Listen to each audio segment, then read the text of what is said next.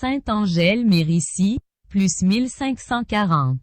Fêtée le 27 janvier. Née à Desenzano, sur les bords du lac de Garde, en Italie, Angèle Mérici fut orpheline à 16 ans. C'est l'un de ses oncles qui l'élèvera. Mais il aura fort à faire avec cette belle fille indépendante. Elle vivait en plein paganisme de la Renaissance. Jusqu'au jour où son caractère l'entraînera à se donner à Dieu d'une manière aussi indépendante. Elle devient tertiaire de Saint François. Car elle veut vivre cette consécration dans le monde et la vie quotidienne.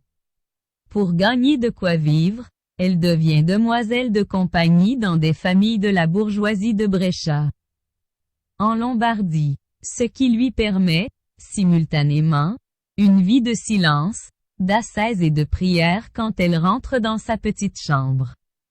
Elle pèlerine en Terre Sainte, à Rome et ailleurs. Elle enseignait le catéchisme aux enfants. Et cette demoiselle de compagnie entretient beaucoup de relations avec la bourgeoisie qui se rend aux réceptions de ses maîtres. Comme elle est de bons conseils, on vient la consulter et elle ramène souvent ainsi la concorde dans les familles.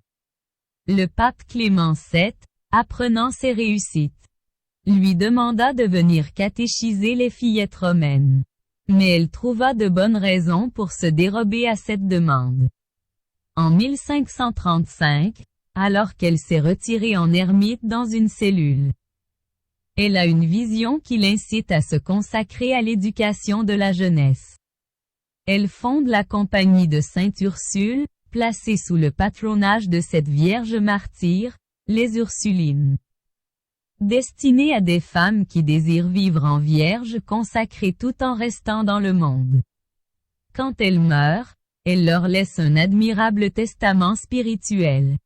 Fondé sur l'abandon à Dieu et la contemplation, au milieu du monde. Elle fonda ainsi la première congrégation religieuse enseignante en Europe. Citation. Reçois, Seigneur, chacune de mes pensées. Paroles et actions et enfin tout ce que je possède en moi et hors de moi.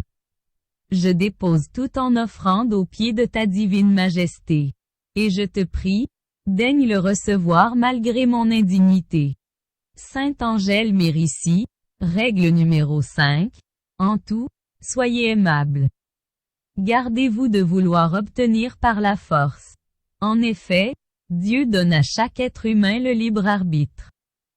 Le Seigneur ne veut faire violence à personne.